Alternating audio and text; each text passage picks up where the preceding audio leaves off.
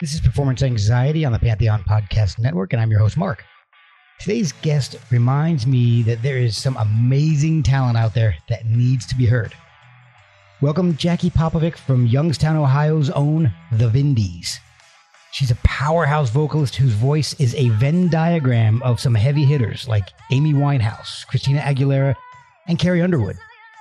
And the rest of the band ain't so bad either. They rock with an early Chicago sound. Think Terry Kath meets Eddie Van Halen with killer horns. They've been around for over 10 years now, but Jackie's been singing for a bit longer than that. She and the band started off doing covers and sneaking in an original here and there. Now they're doing their own stuff and throwing in covers that you wouldn't think of. But this whole conversation starts off with horror movies and Spinal Tap and how Jackie started writing songs. She was in her teens and her dad knew some people in some venues who would let a teenage Jackie play her own music. And she was always drawn to belters, but hearing jazz greats like Etta James, Sarah Vaughan, and Ella Fitzgerald really changed her approach. The band was poised to record a new album this summer when they were asked to join Pat Benetar on tour. So they made the obvious choice to put the album on hold and explore some new markets opening for a legend. And their live show is amazing. They've written a song for the Pittsburgh Pirates that was picked up by ESPN. They've played with a symphony orchestra and are on a steady upwards trajectory. Check out their music wherever you check out your music. See them on tour this summer with Pat Benetar. Follow them at The Vindys on social media. Check out their YouTube channel for some great unreleased stuff. And check us out at Performance ANX on social media. Our merch is available at performanceanx.threadless.com. And keep us up with coffee money at ko-fi.com/performanceanxiety.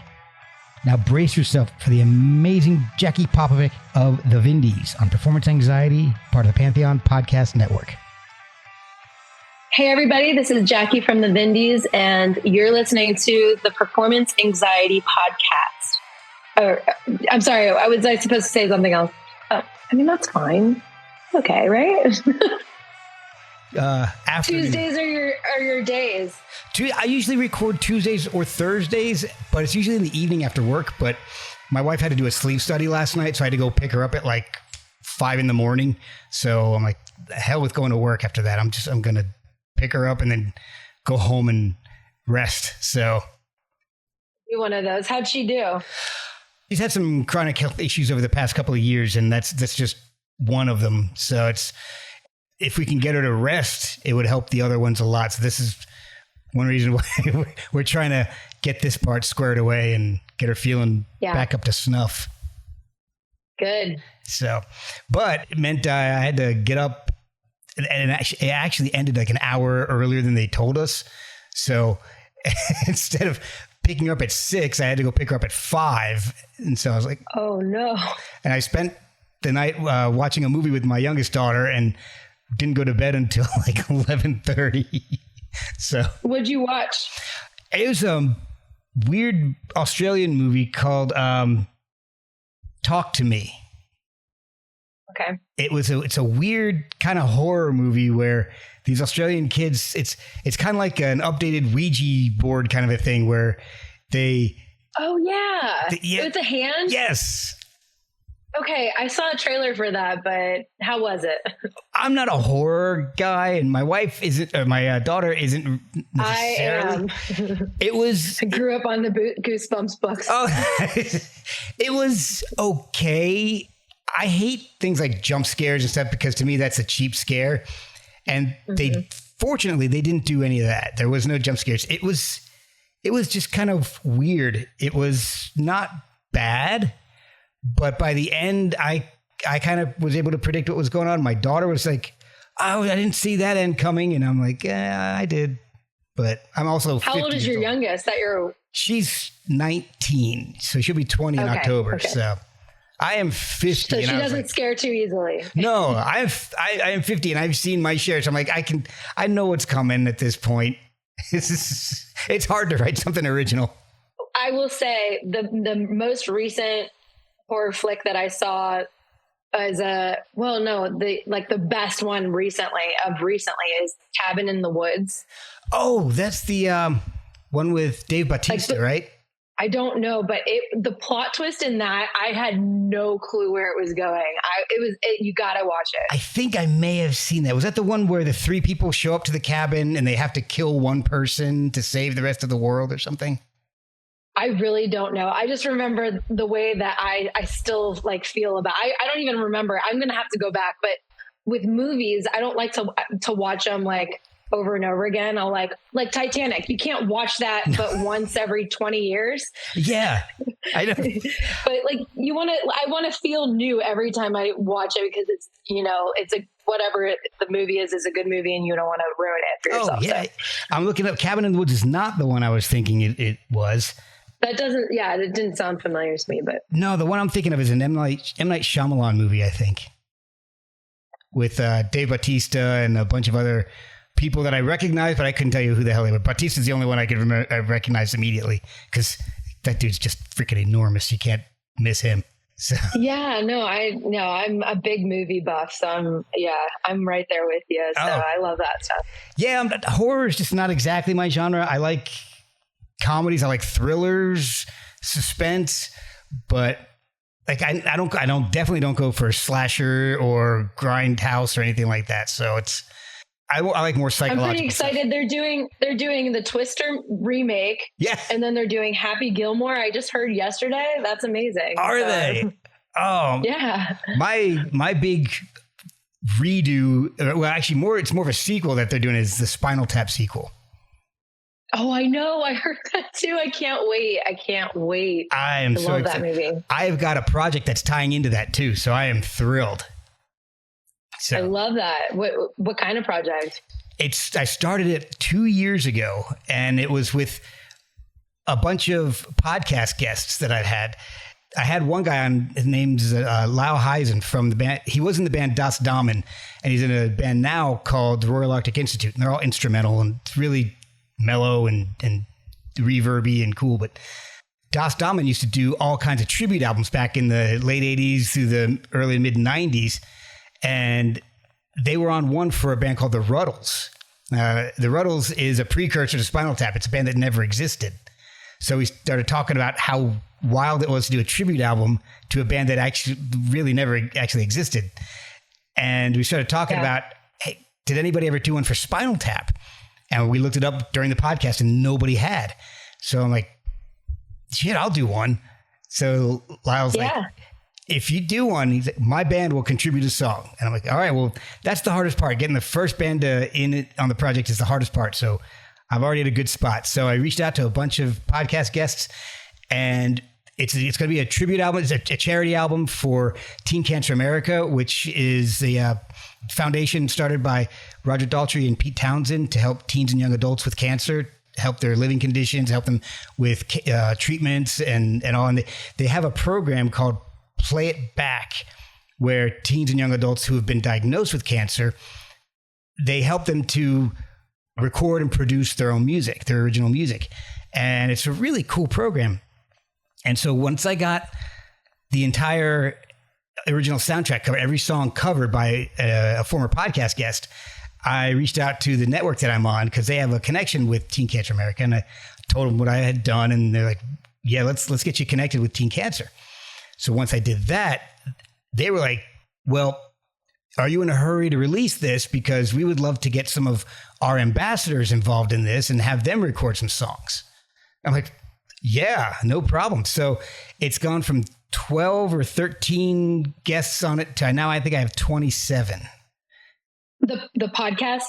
The songs for I have the entire soundtrack album covered almost twice. So, gosh, that's amazing. Yeah, and I've got some awesome people on it. Like one of my favorites is I've got one song covered by a super group that I helped to put together. I'm very proud of this. It's the drummer is Kelly Scott from Failure. One of the bassists is Scott Reeder from Caius. Another bassist is Abby Travis from the Bangles and the Go-Go's. A third bassist is Justin Chancellor from Tool. A fourth bassist and the singer is Troy Sanders from Mastodon. And oh my God, keyboardist is Rami Jaffe from Foo Fighters. So it's crazy. And they do the song Big Bop. And you did that. You made that happen. Yep. So I'm very proud of that. So we reached out to Spinal Tap to make sure that they were cool with it. And they're like, yes, we love this. We'll help you promote it. And so once the sequel comes out, they're going to be helping us with marketing and stuff. It's a very limited download only. So it's like 5,000 because we got rights from Sony, but it's very limited rights. We can't do any physical products and we can't do any streaming because it's for a charity. And Sony is like trying to figure out royalties from streaming is next to impossible. So we don't want you to do that. I'm like, no problem. No streaming. So I can't, once somebody downloads it, I can't help what they do with it. They can put it up on YouTube all they want, but I'm not doing it. So, so it's very limited edition. It's 5,000 downloads, but it's like 27 artists or so, like something like that. So, and it's a kind of a pay what you want. I've never heard of someone doing something like that where it's a limited run like that. Yeah, me either. But that's what Sony's given us. And so it's only got to be available on Teen Cancer America's website for the 5,000 downloads. Once it hits that, it's cut off and nobody else can get it. So super cool. Yeah. Super cool. Big project too. Yeah. And everybody has donated the songs. I mean, nobody's charged me anything. The artwork for everything that I've got has been donated. A friend of mine who's also a former podcast guest who's doing the mastering is donating his time for that. It's just blown away. I'm absolutely flabbergasted by everybody's I'm happy for you. That sounds amazing. So if I'm going to have to get my hands on a download. Yeah. So if the Vindys have time and you guys want to do it, we got till the end of June, early July. So pick any song you want. I know you guys are busy though. Yeah, we're a little busy this summer. So yeah, and I want to talk about that. We'll be right back after a word from our sponsors. Before you skip over this ad, give me 1 minute. Like most podcasts, I pick sponsors carefully and I use the products that advertise here. Pure Spectrum CBD is a product that has been really beneficial for me. They have a wide variety of great products that can be used on a daily or as needed basis. I've been using the tincture every day and it's been wonderful for easing anxiety. And I absolutely love the isolate. I use it instead of acetaminophen or ibuprofen, and it's worked so well for the relief of aches and pains. They also have soaks, lotions, salves, gummies, and more, plus an entire line for fitness recovery. They even have products for your pets. See everything they offer at purespectrumcbd.com. And if you have questions, they're there to help. They helped me when I had no idea where to start. After you fill your cart, use code PerformanceANX for 15% off your purchase. Pure Spectrum CBD, Pure Spectrum CBD, Pure Spectrum CBD. I'm not even sure how to start this one because I was approached with your music, but it's more for the tour, I believe, that's upcoming, because the album that's out is a couple of years old, but you're going on a pretty insane tour with some heavy hitters. And I want to get into that, but I want to find out a little bit more about how you got to that point before we actually go into the meat of that. So you're in a band called the Vindys. How did music make such an impact on you in the first place? I mean, did you grow up singing and is there music in the family? What music made an impact on you? Yeah, for me, growing up, I wasn't around a ton of like musicians in my family or anything. I was honestly just sat in front of VH1 growing up and top 40 hits as I'm, washing the car with dad outside, putting the radio on, so I really got a sense of just pop sensibility and melody. And so I kind of listened to a lot of the greats. My dad was more in the Queen, Supertramp, Styx / like Dave Matthews, Alanis Morissette. So any of the poppier stuff. And my mom, who came from Mexico, and she kind of introduced me to Selena and a lot of the like groovier stuff. And so I just always had like a good sense of rhythm and beats and pop melody growing up. And I just, hearing Whitney Houston, I remember on VH1 when I was like 3 or 4 years old. And I was like, how does she produce like that long note? Yes. So I would just like try to like emulate that as a little kid, and big voices like even Steven Tyler or Ann Wilson from Heart or Pat Benetar or like just like anyone who is like screaming at the top of their lungs and like doing it. I'm like, I want to see if I can do that. Wow. And then it wasn't until I found jazz, like I think I was on iTunes, like on like ripping music on LimeWire or BearShare at the time when I found Etta James, and I'm like, what is this? Oh yes. My parents don't listen to this. Who's Billie Holiday? Who are all these people? Sarah Vaughan? What? Like it just like completely changed. So I went from like this grittier sound and to the smooth vocals of jazz, and that kind of combo kind of, raised me as a vocalist to who I am today. So I got a lot from a lot of places. You mentioned that I can hear a lot of that in what I've heard from the band. So that's amazing. When did you start playing? Because you also play guitar in the Vindys. When did you start playing instruments, and was guitar the first instrument?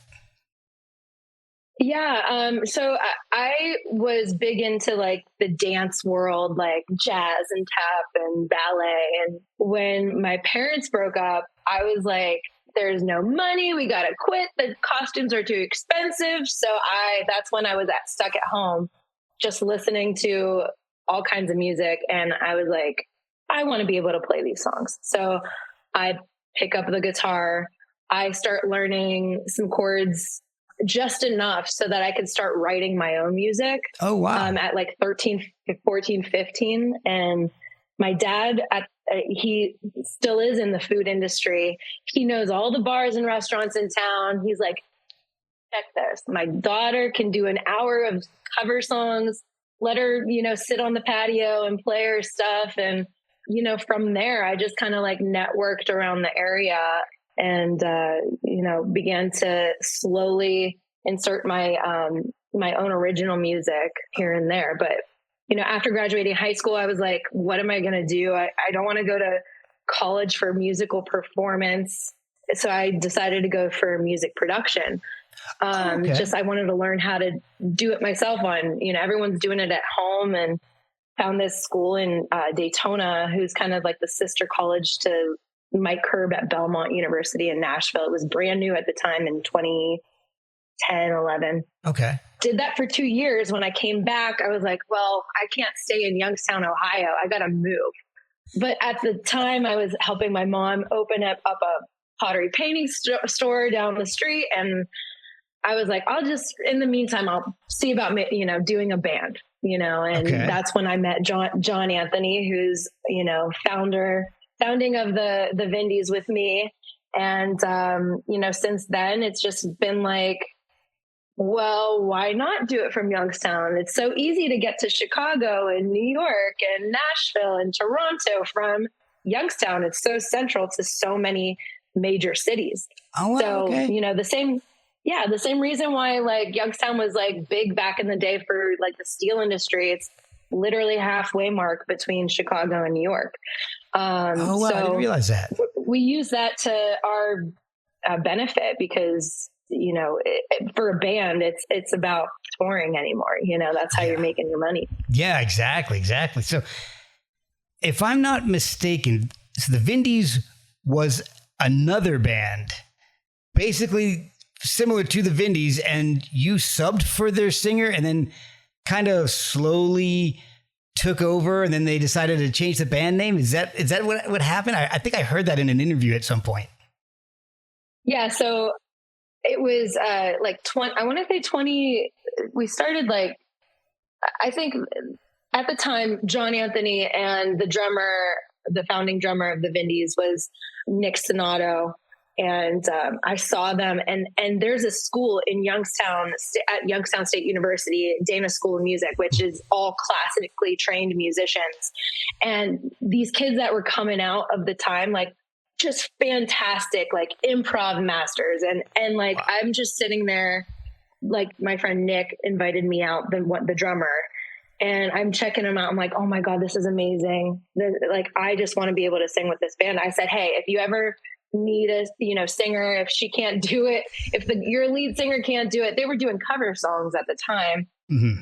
I don't know if they even had a name. I think they were just jamming, it was a gig. And I think the lead singer was sick. It wasn't like an established band. It was just like, so I don't feel too bad about like, I happened to step in and then she never came back. So it was okay, I think. So it wasn't a coup. It was, no, okay. No. I mean, we'll have to hear her side of the story, but no, that's not what I had in my head. So it wasn't an established band yet until, we were thinking of names and, maybe we should do this. Maybe we should start doing original music and, so. So how did you come up with the Vindys? That's that story. The Vindys is the shorthand for the Vindicator newspaper of Youngstown, Ohio. Oh, okay. So that was our local newspaper. Oh, that's awesome. But also like to put our stamp on Youngstown that we were doing it from our hometown and, so yeah, we're really proud of that. So how soon after you end up officially joining and starting the band, did you start incorporating original music into the mix? Yeah. So like it gives me anxiety to perform a song that I wrote for the first time in front of people. So I believe it. I think back in 2014, 15, I had like a few songs and started like interjecting because I would consider ourselves a cover band, at that time doing all kinds of stuff. I mean, I think we did a few weddings back in the day, even, we were doing 3-4 hour shows 3-4 times a week. Oh my gosh. But slowly, we definitely hit that 10,000 hour trademark thing that people talk about practices. But sounds like you hit it pretty quick. I interjected our original songs like quietly. And then I had people coming up, what was that one song you did? Like, I go, actually, that's our song. I never announced it.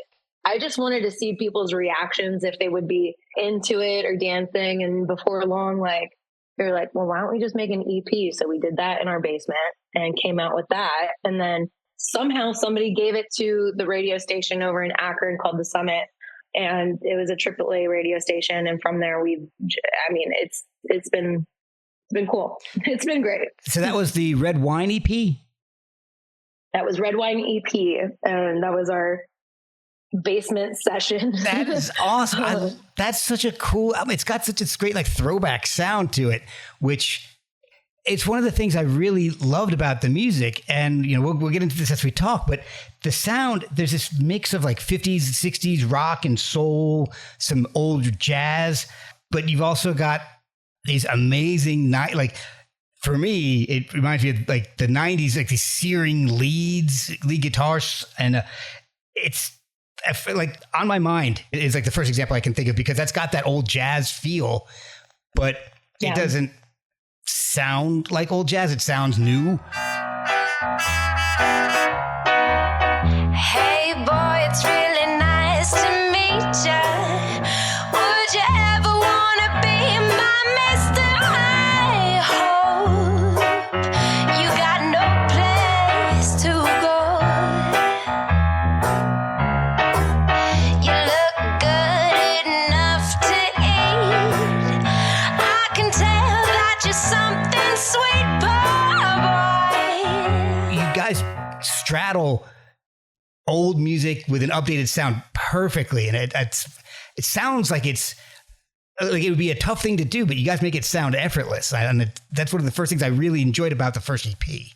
Yeah, I think as I mentioned about my I'm kind of in a lot of different worlds genre wise as far as how I grew up listening to pop music. Yeah. Even country, back in the day.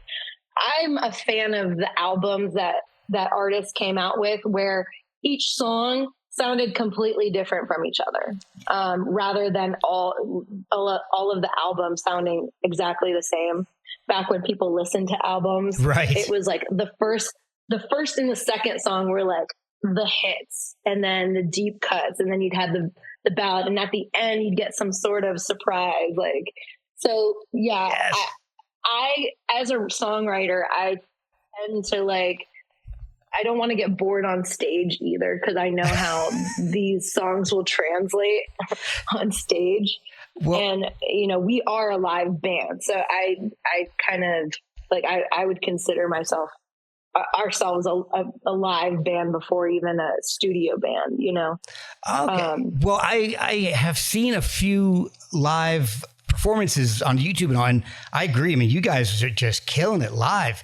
The sound is even more full live, and you guys are they're so energetic, I guess is probably what I'm trying to get across. And the albums are amazing, and the albums are incredibly energetic as well, but the live shows are even better. So that to me is a hard thing to pull off, because most of the time one is better than the other. So you guys are equally adept at live and studio. So I think that's an amazing place to be as an artist. And you're the main songwriter for the band, right? Yep. Yeah. So I will take like the arrangements of like chords and lyrics to the guys, and they'll put their spin on it, or, you know, make suggestions as to, and the longer we've been together, the more open I am to, you know, the guys stepping in and, you know, I don't know about that bridge part, or I don't, you know, so I really trust the guys. I will say Rick Deek in the band is also a main songwriter on this most recent album that we put out in 2021. Him and I got together, and it was just, you know, a good flow. And it's okay. Like for me, like it was, like I said, it was really hard at first to like open myself up to like showing my own things. But, you know, as the years have gone on, I've, you know, wanted to create this village of people around me to put their like 2 cents on things. So, oh, that's awesome. That's, you know, obviously shows maturity as a songwriter and confidence and trust. Yeah, exactly. And you mentioned that you like your albums to sound like a big mix of the music that you listen to. Like, you don't want it to be an R&B album or just a rock album.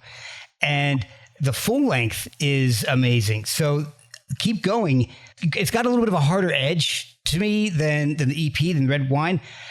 I could even hear maybe a little Zeppelin on a song like Chasin'.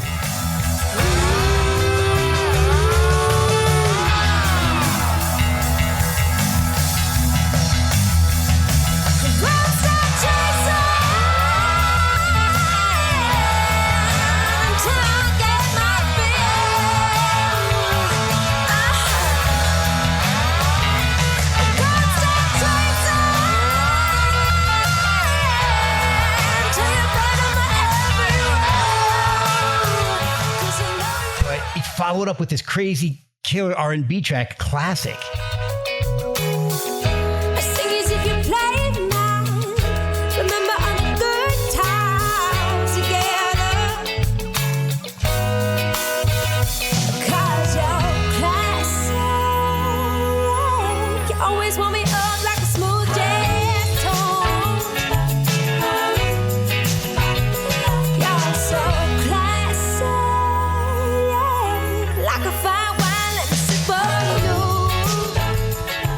So it's awesome because you just don't, especially the first time I listened to it, I didn't know what to expect with each track. And I love albums like that. I love albums that have a lot of surprises in them. Right. I think with that album, sometimes I have it in mind where I'm writing for John, my lead guitarist. I'm like, you know, this could be good for like a guitar part for him, because he's just wicked on guitar live. Like, he's just insane. So I write with that in mind sometimes to the players in my band. We'll be right back after a word from our sponsors. What was really wild was the ending of Keep Going. The song Too Long. That's got this wild, and I didn't expect this at all, this crazy like tapping solo. Like suddenly Eddie Van Halen or Joe Satriani popped in the end and just started tapping this wild ass solo. It was great.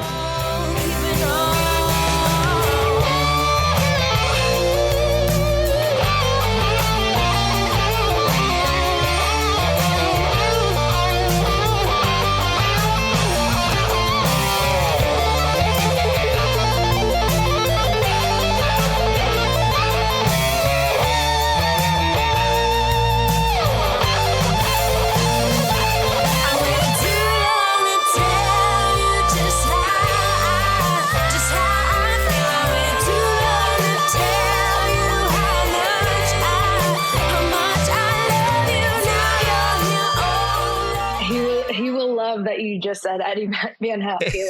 So that's his guy. Oh, it's awesome. And I'm going to be 100% honest, because the Vindys has kind of changed my view on some things. Like in the past, I haven't really cared for a lot of music, rock music with horns. To me, it always kind of, it sounds either like too soft or like they don't always belong. But the way you guys do it, nothing is superfluous. Everything is right where it needs to be. And the horns are just as rocking as the guitar. And so you guys are changing my opinion on horns in rock music. So I'm really enjoying it. And when I was approached to speak with you about this, the first thing I heard was Judas. And when that song came on, I didn't even listen to the entire thing through. I replied, I'm like, yes, I need to have this band on the podcast. Please help me set this up.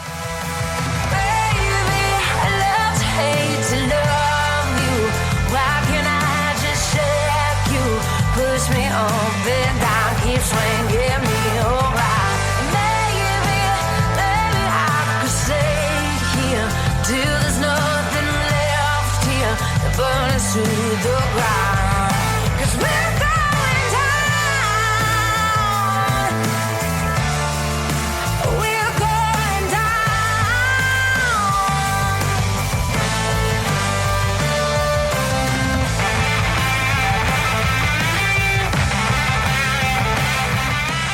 You guys have turned my opinion around on horns in rock music. So thank you. Oh, no, thank you for, for me, it's like I want to have the horns all the time because it kind of balances out that heaviness of the drums and rock and guitars with my like jazzier vocal. So it kind of like, it's like the perfect triangle. Okay.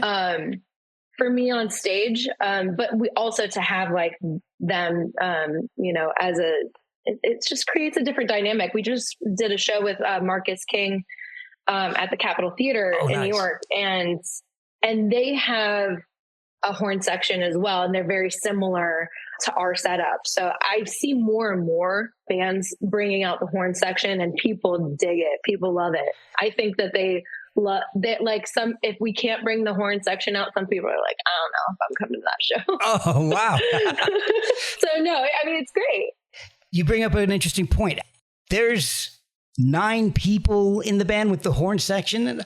Do you tour a lot with the entire band, or how often are you guys out playing, and how often is it the full 9-piece, and how often is it a little pared down?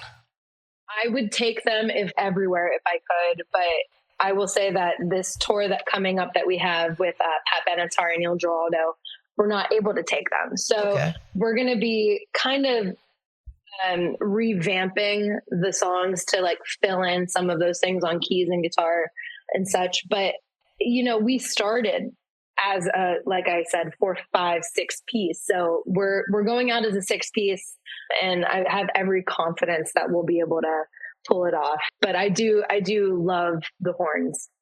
So the latest album was released in 21, Bugs. So I listened to it before I listened to anything else. And then I went back and listened to the EP and the first LP. And it was amazing because, it definitely has the sound, but it doesn't sound like a rehash of the old material. What it sounds to me like is, it sounds like there's more of a confidence in maybe the writing, maybe your performance, maybe your deliveries. It sounds solid and like you are really there. You're letting loose a little bit more. Absolutely. You're 100% right. I mean, that's just confidence in my abilities as a writer, as a singer, kind of just like finding my, I always sometimes question back in the day, is this vocal too, what is it? What am I doing? Like sometimes it sounds like this, sometimes it sounds like her. And I feel like Bugs was the first, this is who I am. That's how I sing. So it's definitely more of me than anything I've done previously vocally. I was playing it for my youngest daughter. We were driving around the other day and I was playing the latest album for her, and we were talking. I'm like, there is something that she sounds like your voice was kind of like a cross section of some of the most amazing people that I feel like. It's like a Venn diagram of like Amy Winehouse, yes. Christina Aguilera, and Carrie Underwood. It's like, that's not untrue though. Like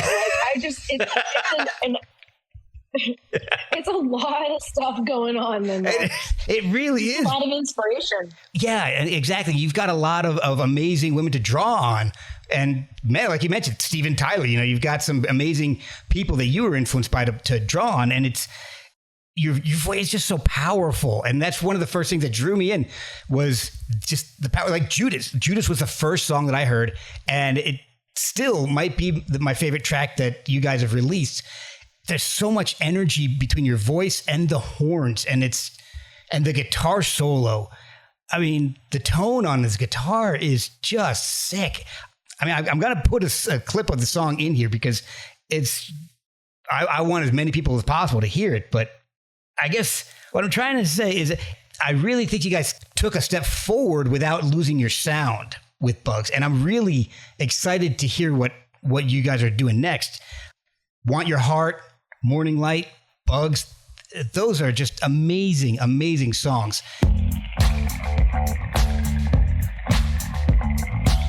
In my head, getting louder, louder each day. Waiting for the time when they come to and fast, now brain. Keep watching the wave, like a tide comes for a time.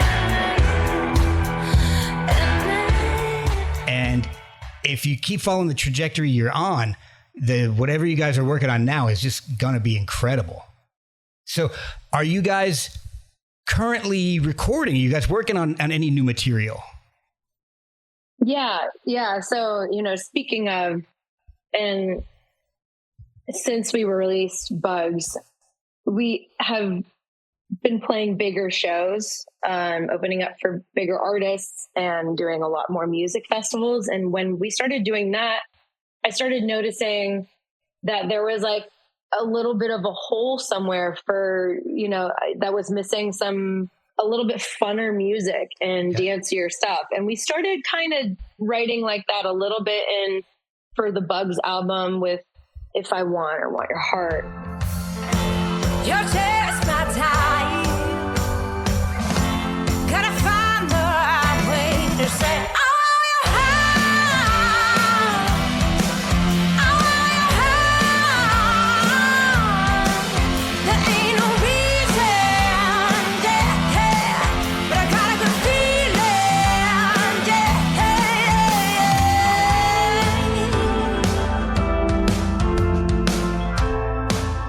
this is just a kind of continuation of that, of us mainly having fun on stage, because we really do. There's a ton of fun happening at every show. And we had blocked off July and August to record and release this album. I'm sitting on, really. And when Pat Benetar and Neil Giraldo call, you're like, you gotta drop everything and do this. Oh yeah, you have to. In lieu of that, we're going to do a release at the end of June. The new single that's coming out is Elton Glass's Baby, like Elton John. Oh, cool. And it's a very fun summer song. And it's just a little bit more dancier than stuff in the past. And this one it was recorded differently than the last stuff. And I hope that people, I'm curious to what our fans will say. Some people might hate it. Some people might like it. I don't know. This is just like a different way of doing things. So it's a journey. Yeah. I didn't want to say journey. Sometimes you can't help it. One of the things I wanted to ask you about are some of the I guess maybe we can just start off by talking about your YouTube channel, because there is some awesome stuff on that. The band, as we've discussed, started off doing a lot of covers and all. And your YouTube channel has some crazy stuff on it. It was awesome going through it. I absolutely loved it. All right, so you did release a live album in 21 also with some crazy stuff. You've got Wrong With Me with Sweet Child of Mine, Don't Ask with Whipping Post, which I mean, God, you guys covering the Allman Brothers is just, that's confidence. I love seeing that. That was awesome.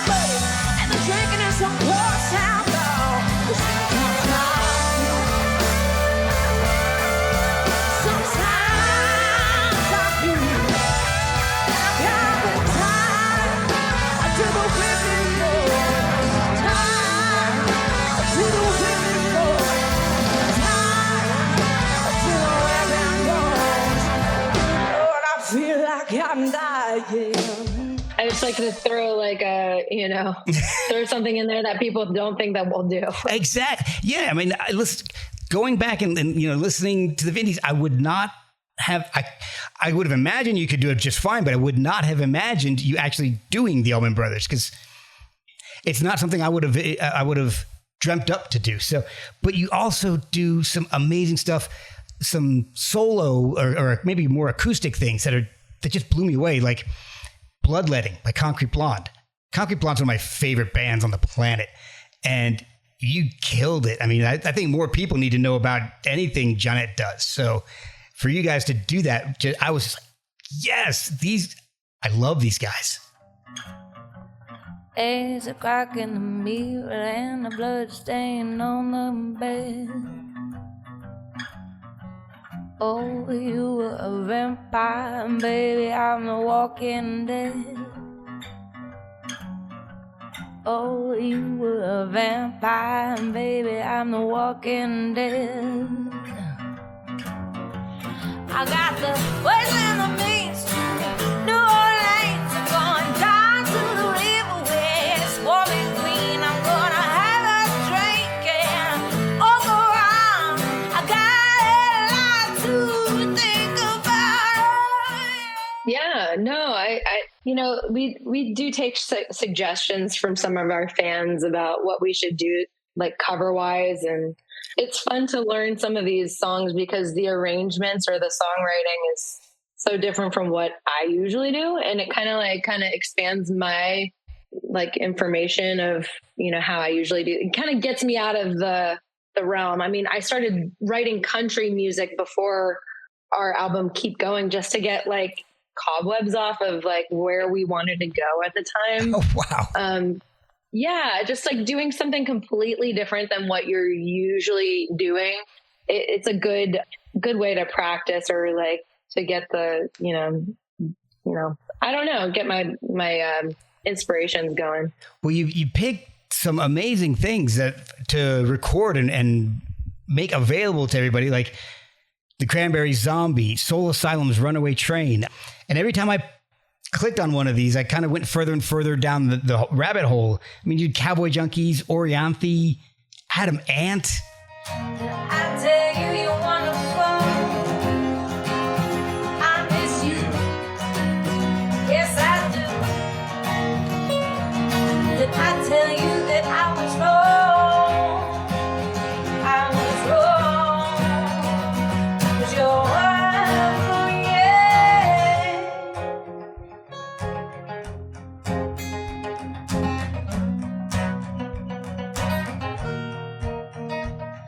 Did I tell you how much I miss your smile?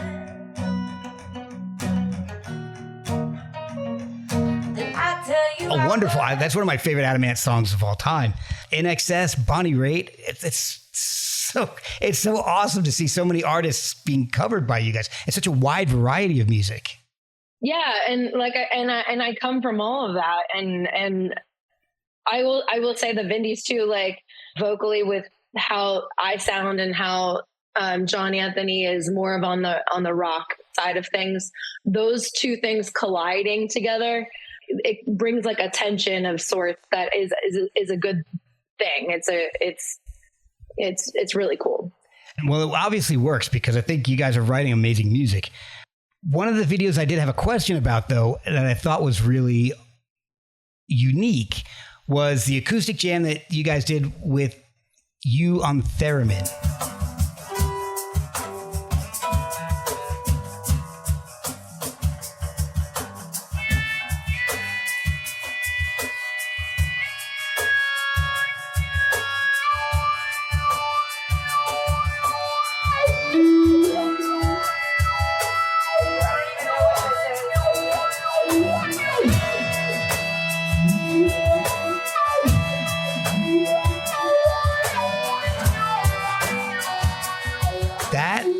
that was from about 6 years ago. But Okay. it was wild. I was not expecting to see a theremin coming out on on anything. I still got it Oh man, here behind me somewhere, but it's not set up right now. But that thing is really fun. Everyone, there's two things that I'm a little bit known for on our shows is that I use my hands almost like I'm playing my vocal cords. Like I do a lot of like pitch stuff with my hands. So the guys are like, this is like what they do with a theremin, like the way that you're playing your air vocals. Yeah. And so it was very natural for me to like get the pitch and volume of the theremin. So, I picked up the theremin and it's a very hard instrument, but the theremin has like a little bit of pitch correction on it. So I'm able to like kind of like ear it. I'm better at like getting it by ear than I am like getting the actual notes by hand. So I just kind of slide into some of the notes, but it's really fun and a good exercise to like get your ear tuned in to the pitches. Well, that jam was great. I loved it.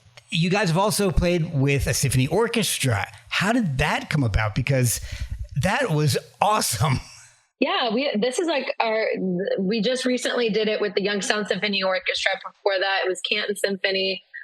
We might be doing something with the Cleveland Symphony, the youth orchestra next year. So the charts for all the Vindys songs, and it's been kind of, I don't know, I kind of fell into it. I thought like it was cool when I saw the Foo Fighters do the Pretender with the Grammy Symphony Orchestra, and I was like, that's cool. I want to do that someday. It's not something I pursued.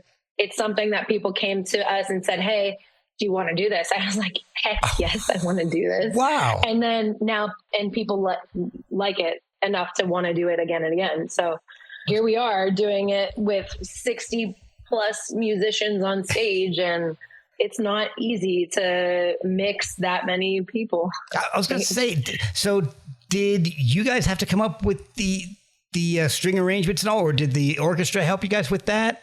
Yeah, the orchestra helped with a lot of the string arrangements. We had a couple of arrangers that really did a wonderful job of doing that. And now once you have the charts, it's like you rent them and just do them over and over again. I mean, everyone's really professional and they barely need to practice. It's yeah. That's incredible. Easy peasy. For them, at least. Right. Yeah. For me, I'm like, I don't like that. We play with in-ear monitors.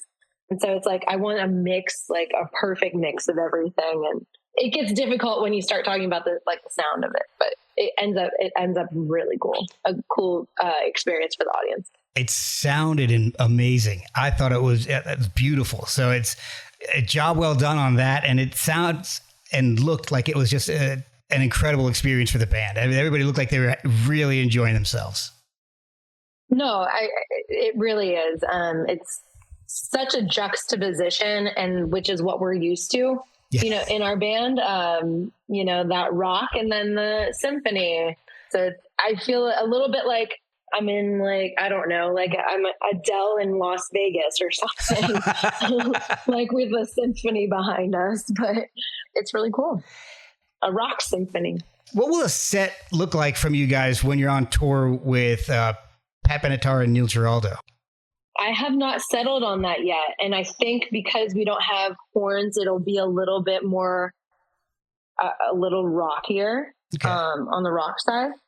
But I think that her audience would love that because she's the queen, So she, that band is fantastic. They're such a family unit. I'm not nervous at all. I'm more excited to be seeing a lot of these venues for the first time ever and playing in front of markets that we have never played in front of before. So I'm just so thrilled. And hopefully we can do our own run of shows in 25 when we come out with a full length album, Oh, that'd be awesome. Yeah. So no, I'm just thrilled. This is just an amazing opportunity. So you guys play mostly regionally then? Like you said, you play Chicago and New York, I'm assuming. But is this like the first time you're playing it in a lot of these venues? Yeah, I mean, the Vindys are self-run. Like, I book everything. I am getting back to emails. I'm doing everything. Awesome. So I don't like to play that I know that I can't get back to sooner than later. Okay. Makes sense. Because we've done everything grassroots thus far. Like, everything is getting in front of people. So as long as we're trading shows with other bands, like, we're going out I'm leaving tomorrow for Austin, Texas. We got 2 shows Friday and Saturday. So there are some markets that, we've been to Austin this time last year. So we're revisiting Austin constantly.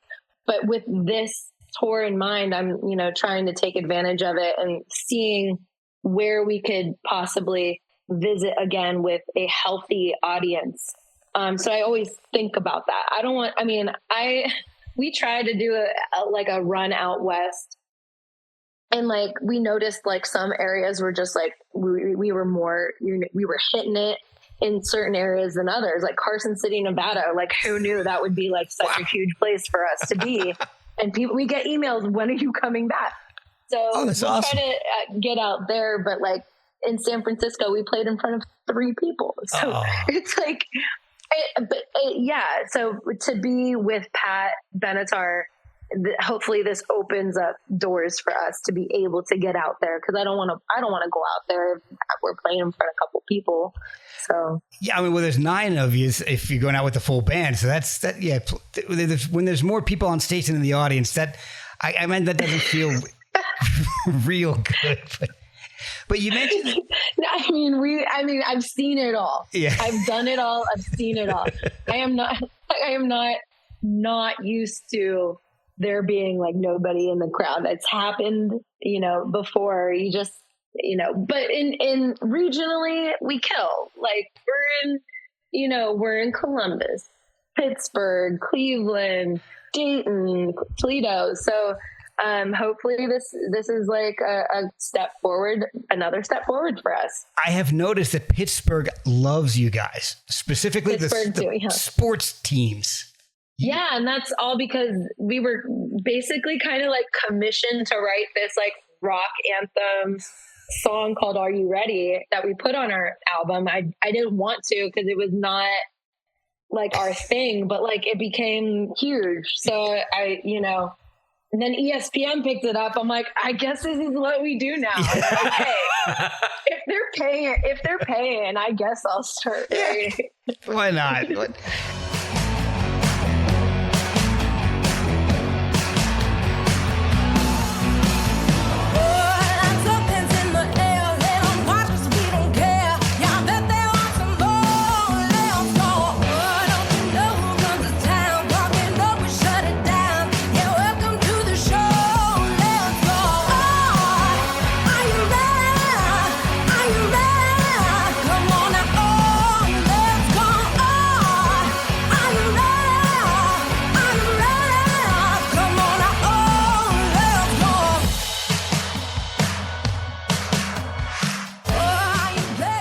It was great. I love it. And then you guys got some love from the Tribeca Film Festival for one of your videos. I mean, it seems like, the band's been together. Just so random. Yeah, I know. It's just wild that the band's been together for 10 years now as the Vindys. Well, I guess it's the first release. Yeah. It seems like you guys are, I don't know, does it feel like you're picking up steam at this point, or does it seem like people are just noticing now? Yeah, no, I don't like. It's been 10 years. And in that 10 years, I have seen bands get signed, get dropped. I've seen huge stars or gone viral and then they disappear. I've seen everything. The Vindys are just like this. Yeah. Like, this is not like hopefully that's what you want, but like a steady incline keeps me from quitting. Right. So I'm okay with this. If this keeps doing that, I'm good. Or I don't know which way you're looking. Maybe it's this way. Yeah, well, you're going up. You're steadily going up. That's what just going up. So every step has like just been another step, and I'm okay with that. I'm okay with the slow burn. Slow, steady growth is good growth. It's solid growth. Yeah, you're building fans that are going to be there really forever. Proud. Yeah, exactly. Yeah, that's what we want people to come out to the shows and know that we're coming back. And yeah, so no, we're still having fun. That is the main point. The day that we're not having fun on stage is the day that we got to change something or stop. So, but we are having so much fun. Well, I can tell by the videos that I've seen, the live recordings that I've heard, and I'm dying to see you guys live. So hopefully I can make it out to the Pat Benetar show. I do a lot of concert photography, and I'll bring my camera. Going to mention, we went to Rockville. We played in Rockville, Maryland last year.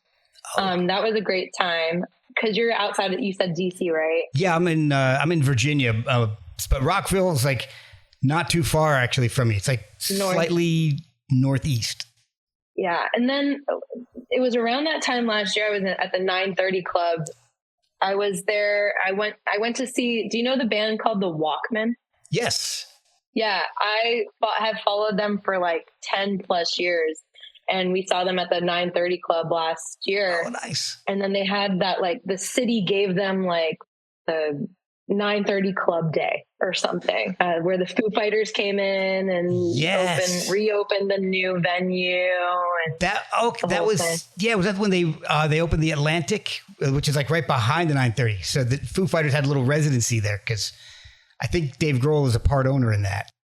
Yeah, something like that. So I'm looking forward to getting back to that area and doing our thing. I would love to see you guys headline so I can see a full set, because there's a lot of places to play in DC that would love the Vindys. I think you guys would do really well. So here's hoping. Yeah, maybe we'll play the 930 Club. That would be awesome. Oh yeah, I've shot so many shows there. It'd be a killer.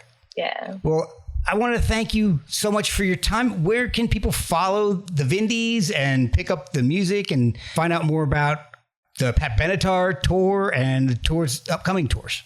You can find everything on thevindys.com. Look us up on Instagram, Amazon, YouTube, the Vindys. That's perfect. Well, I'm excited to see you guys. I'm excited for the new music because I love each album more than the last. So you guys are, like you said, you're building fans slow and steady. I think the music is also getting better. I guess that's, I don't know. I'm liking the music more. Hey, the next album is the best album. Exactly. Always. Exactly. Thank you so much for your time and hanging out with me for a little. Thanks for listening. Thank you. My pleasure. We'll talk soon.